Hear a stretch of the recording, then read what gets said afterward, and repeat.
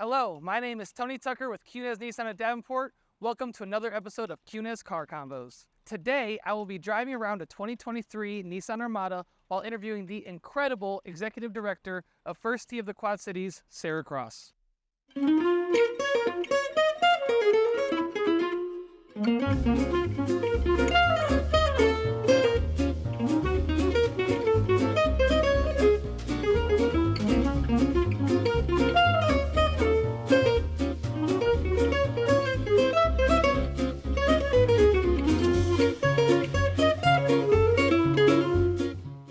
I love the car. Oh, it's beautiful. Yeah. So thank you for joining all of us today and doing this. You're welcome. What are your initial thoughts on the Armada? It's so spacious, honestly. I love how big it is. I love how much room you have to move around. I have quite a lot of equipment traveling with me at all times. Oh, I'm sure.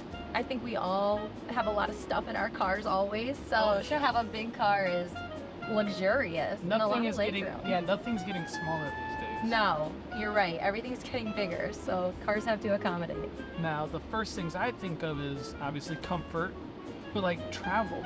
So if you are traveling a lot, you have the comfortable seats, you have the wireless CarPlay, so you have GPS and everything. It's all hands-free.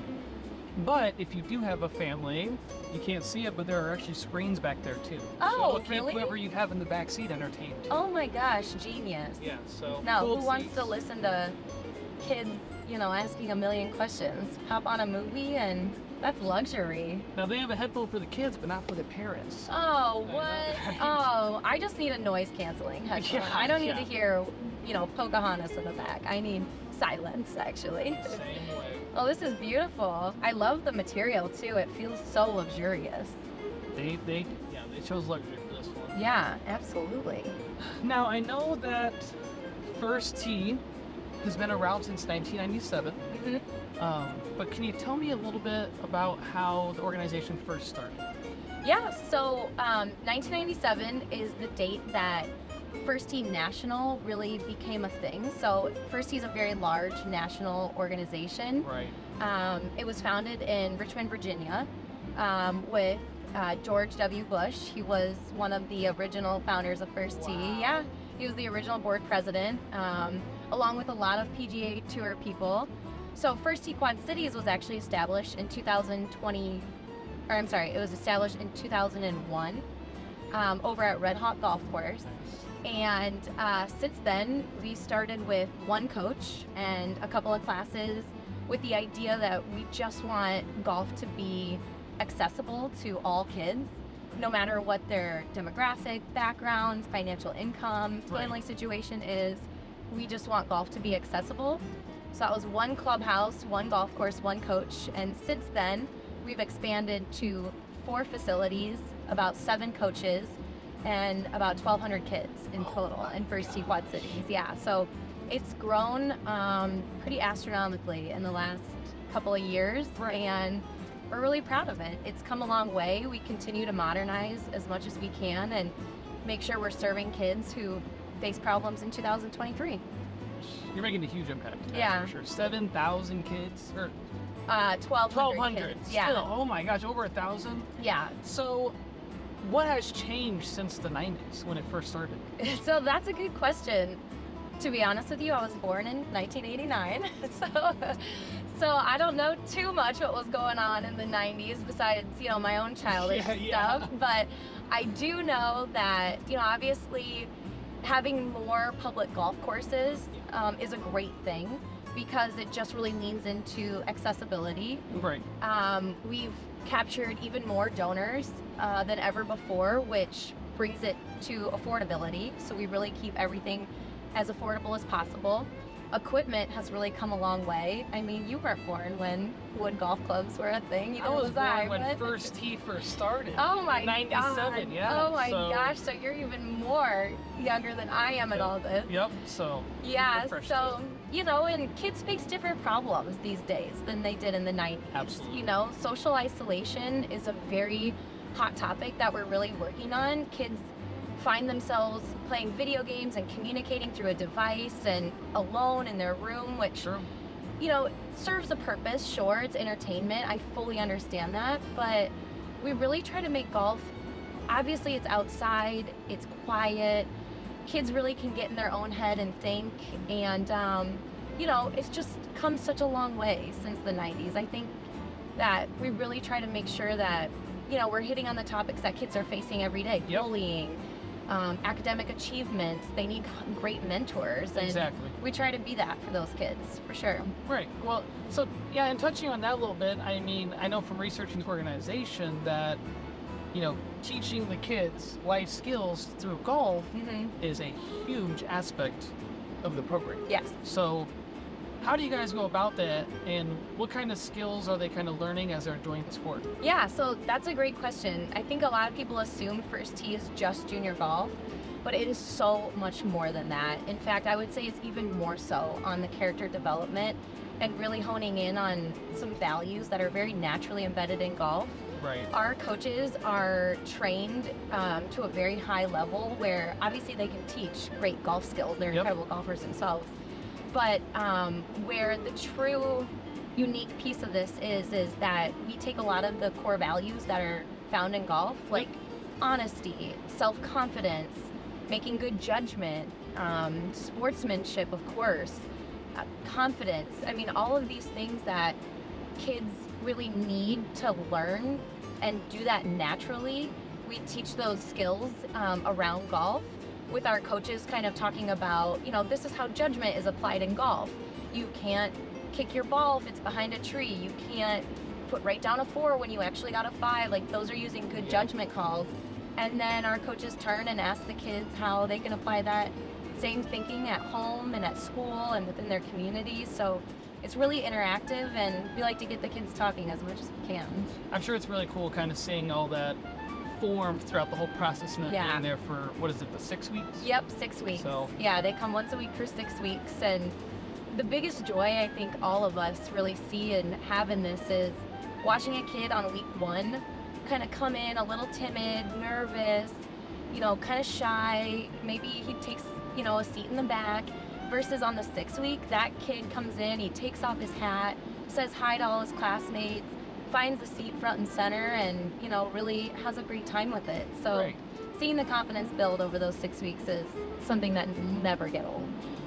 That's awesome. Yeah. Now, what are the age ranges for the programs? Yeah, so we see kids as young as 6 years old, and we go all the way, we hope to follow them all the way through their transition to the high school golf, so about 14, 15 years old. Oh, awesome. Yeah, so they can start with us really young. They'll usually start on the driving range or a chipping range or a putting green. We'll take them through a ton of skills, and then as they age up, we'll put them on the actual golf course, we'll put them in leagues, we get them playing in tournaments. A lot of unique opportunities come once you start aging through our program. Absolutely. With the hope that you transition into high school golf, and we can help you with that transition. Have you been there for a lot of kids who are transitioning to high school? It's really cool. Is it cool to see them kind of pursue their future golf career in this? It's really cool to see a first tee kid step onto a high school team as a freshman and just have so much confidence already in themselves. And golf is a little intimidating. If you don't know what you're doing out on a golf course, you can feel that. And to watch a freshman really come in with a load of confidence is pretty special. Yeah. So, what made you so passionate about First Tee's mission? So I'm an athlete myself. I was a Division I tennis player through college. I really understand what sports can do for a child more than just athleticism. Yep. I understand how important it is to have team camaraderie and the communication and the bond that comes with that. It really does fuel me to put kids in that situation and give them those opportunities. Because once they transition into life, they have to work on teams. They have to work in companies with a lot of people.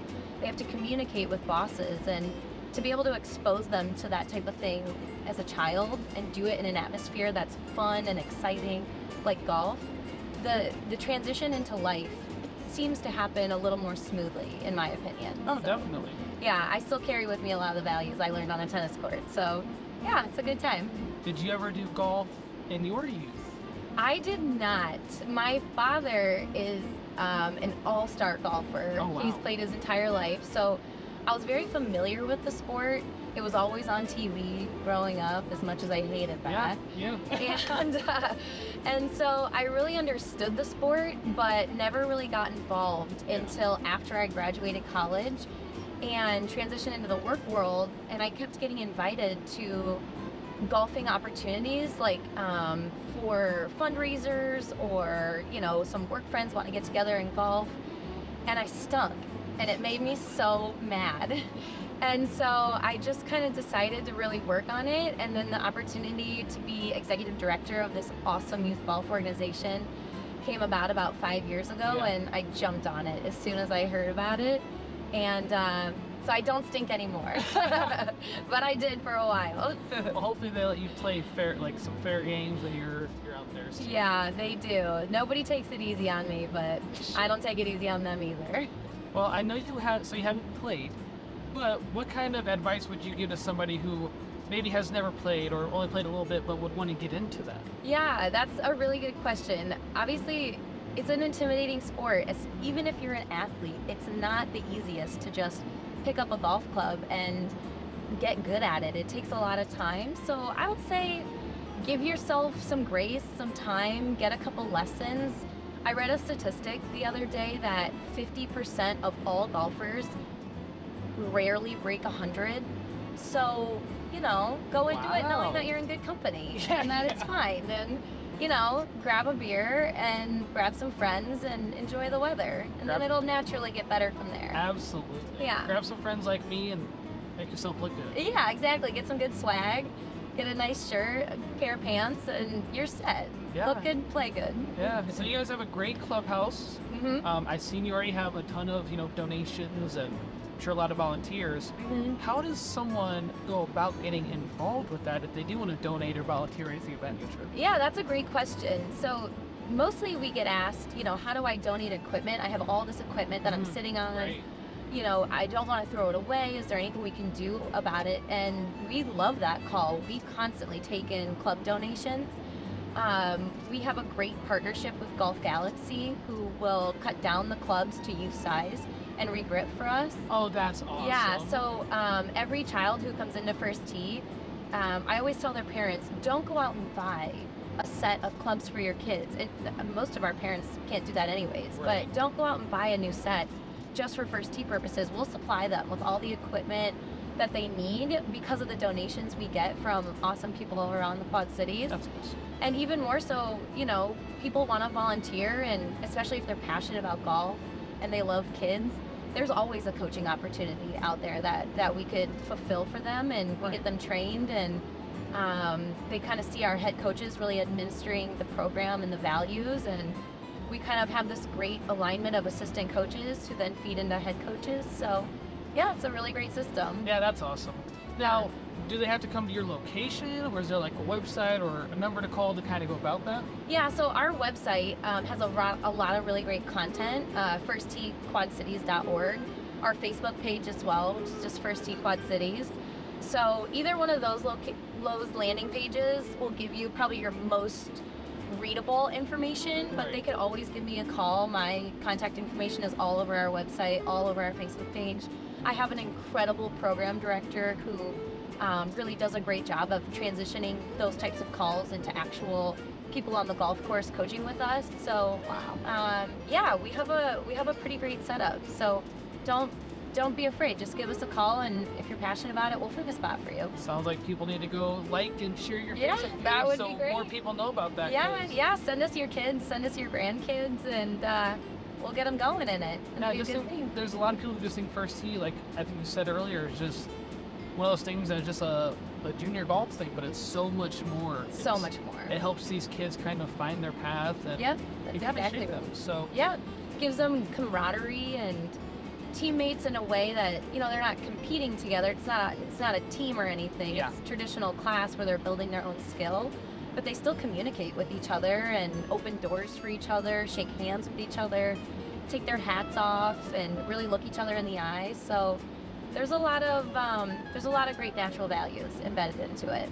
Now, what are the months it goes from? I know you said it earlier, we're off camera, but now they're back on camera. What are the days or the weeks or months that you have everything kind of going on for these kids? Yeah, so obviously we're Midwest, and that means snow is always going to come, and golf is not really something you can do in the winter.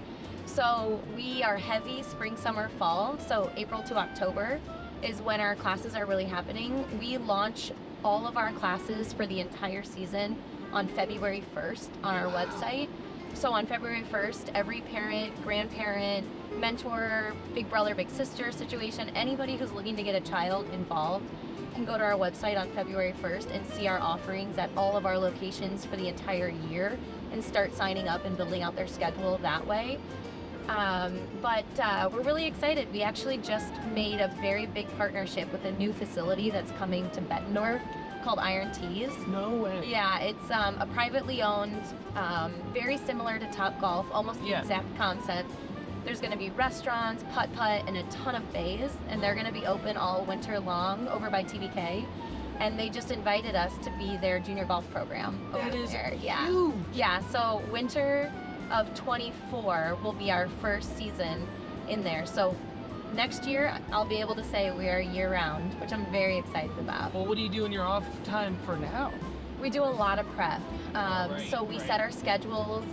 We create new opportunities, new leagues, new tournaments. We go visit other chapters for best practices.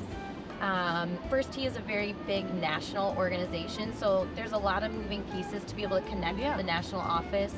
So we usually do a lot of that in the wintertime. It's a lot of back-end computer systematic type work, but it makes our spring, summer, fall very flawless when we can prep so well in the winter. Yeah. Are you going to need more hands on deck with the whole TBK thing opening up? We are, yeah. We are looking to hire some new coaches. TBK isn't the only facility that we're expanding to. We have 2 more in the works as well. So we'll need to hire coaches for that as well. So yeah, we're constantly looking to recruit some staff, even some office staff. I think we're going to start looking at here pretty soon. It's a great thing to join in on. It really is. Willing to, that's for sure. I mean, I hang out on golf courses all day long. That's a great And gig. who would want to do that? Yeah, there's can't be a better gig than that. So, yeah, we try to set our employees up for total success. And like I said, First Tee being such a national organization, our employees have the opportunity to, you know, once they feel like they've really fulfilled what they did here in the Quad Cities or wanted to do, they can go to First Tee of Colorado or First Tee of New York or First Tee of San Francisco and, you know, try it there and really build their skills there. So it's a pretty cool web of employment that First Tee has. What a great organization. Yeah. It's been an international too. Yep. Now, Yeah. within the last 5 years that you've been there, what is, I wouldn't say the greatest, but one of the best memories that you hold dearly with you? Yeah, so, you know, obviously seeing kids thrive in the sport, there's no better joy than that. That is where I get so much inspiration from. But personally, my best memory so far, and I know that I have a lot more to still be made. We have a lot of big stuff coming up, but what's happened to us so far is probably the opening of Highland Springs Clubhouse. We built that clubhouse from scratch with the city of Rock Island, and we're really proud of the fact that we have an incredible space that is safe, for one, for kids to come to, well branded. Our branding is everywhere in that classroom, and just having permanent space has made our program numbers at Highland go from 250 kids a season to well over 400 kids a season. So it really gave us a platform to say that we exist, and now we have a tangible space. And so the day we did that ribbon cutting will go down in history as one of my favorite moments as a professional person. For now, I'm telling you, for it now. kind of kicked you into gear because now you're expanding. Yeah. You're gonna make a lot more of those good memories. Exactly. Yeah, we have some big plans coming down the pipeline, and hopefully those memories and what I hold on to just keeps expanding, but it always comes back to the kids, definitely. Do you guys have kind of a timeline for TBK? Yeah, so right now the timeline is they're going to be open in May of 2024.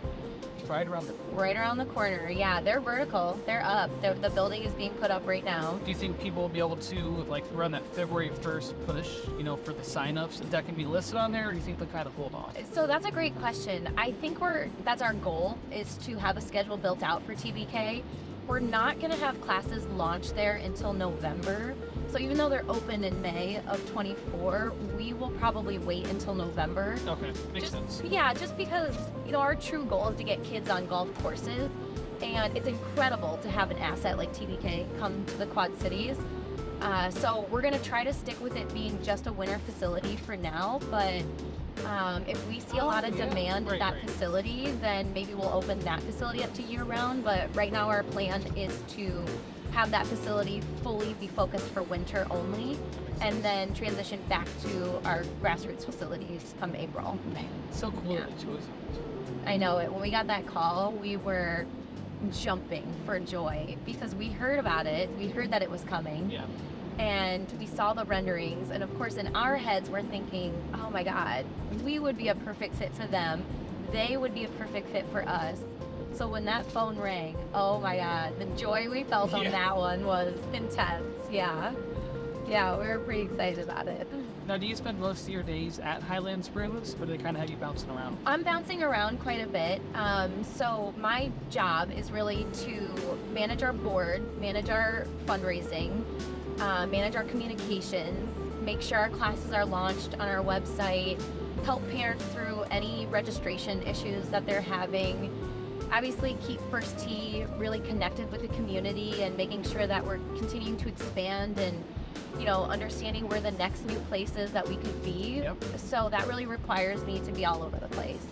So I love Highland Springs, I love Red Hawk Golf Course, and I love Mice Golf Course. Those are two great facilities, or three great facilities for us.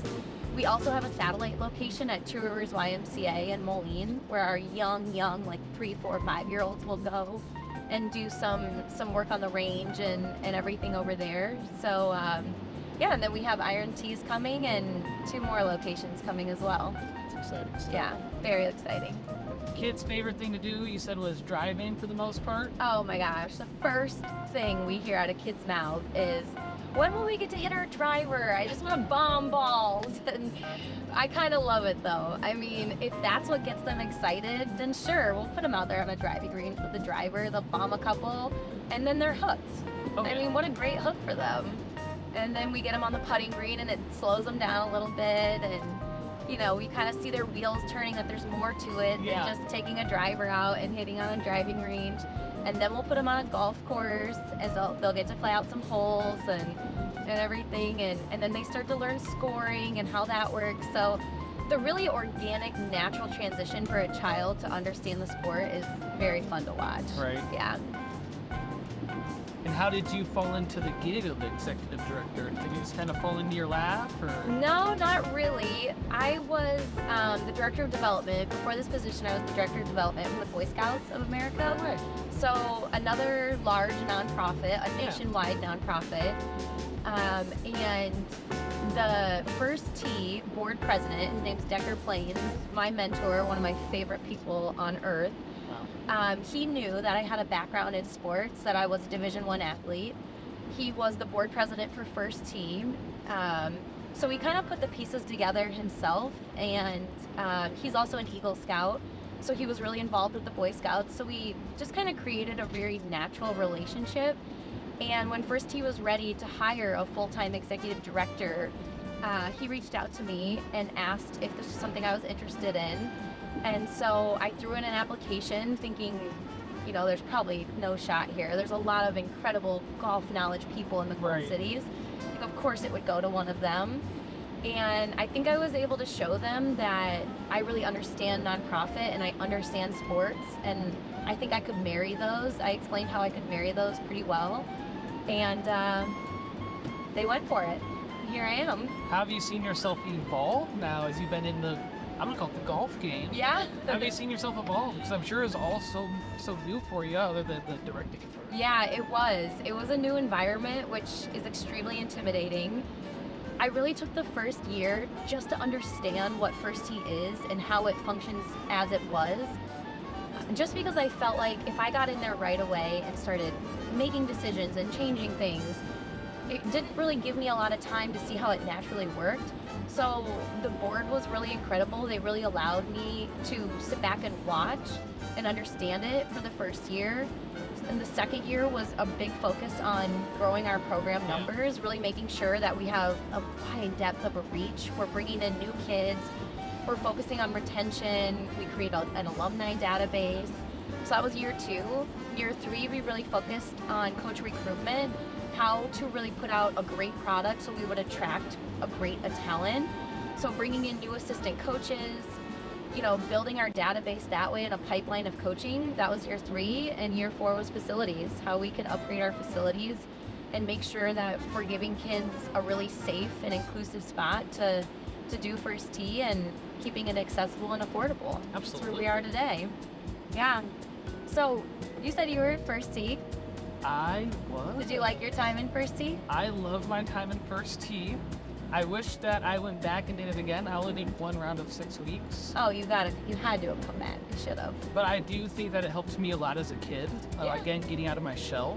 That's awesome. Because when I thought about it, that was around the time when I felt like I became more active with friends at school and things of that nature. Yeah. So yeah, it is crazy to think how it resonates throughout your entire life. for sure. I kind of wish there was a first tee for adults, but I guess I'll just ask my dad. We get asked that all the time. If we have adult classes, or can we do something special for the adults, or even just the parents in first tee, and we're trying to figure out ways we can incorporate adults, but yeah, you never know. Maybe something in the future we'll invite you back to do something. Hey, or just have kids and bring them here. Yeah, exactly. That's right. Do you have kids? I have a 1-year-old. Oh my gosh, well, send me that 1-year-old when he or she turns 6 years old, and we'll get him going Take in the him right at direction. 5, because he's basically the size of a 2-year-old already. Oh, even better. Yeah, this drive down that you take when you first enter this course is so beautiful. It really is, isn't it? Yeah, and seeing how many people are out here on a Tuesday is just insane. Is it always like this? It's really busy. This course is probably one of the best, in my opinion, city-ran golf courses in, the Illinois Quad Cities area. Yeah. It's just gorgeous here. The course is so well maintained, and now they have a beautiful clubhouse to match that prestigiousness of the course. So it does stay really busy, and people push it out here. They're brutal. They'll be golfing in November if they can, and they'll start as early as March if they can. Now, So. is this an Illinois location? Because I know some people have told me that they haven't heard of it. Yeah. It blows my mind after seeing it. Yeah. So is it still kind of becoming a hot spot? Or is it more just on this area it's a hot spot? Yeah, so you mean for first tee or for the golf community in general? Kind of both, hand in hand. Yeah, so it is unique since we have 2 states that we're working in. People in the Quad Cities are notorious for wanting to stay in Iowa if they live in Iowa, wanting to stay in Illinois if they live in Illinois. So we're really proud of the fact that we have locations in both states. But we do see a little bit of crossover, like if a schedule just works better. If you live in Iowa and our Illinois schedule just works better for you, we do see a bit of crossover. But I would say mostly, if you live in Iowa, you're probably going to Red Hawk or Emice. And if you live in Illinois, you're probably coming here to Highland. Well, I tell you, if you're from Iowa, you have to come here and check it out. Have to. You have to. I know it. It's amazing. I always tell parents, give us your kids and you go out and play the course. I mean, what a great thing. Or go get a bucket of balls and hit on the range. Go do your thing, and we got your kid, and you can rest assured that your kid's in an awesome place and having a good time.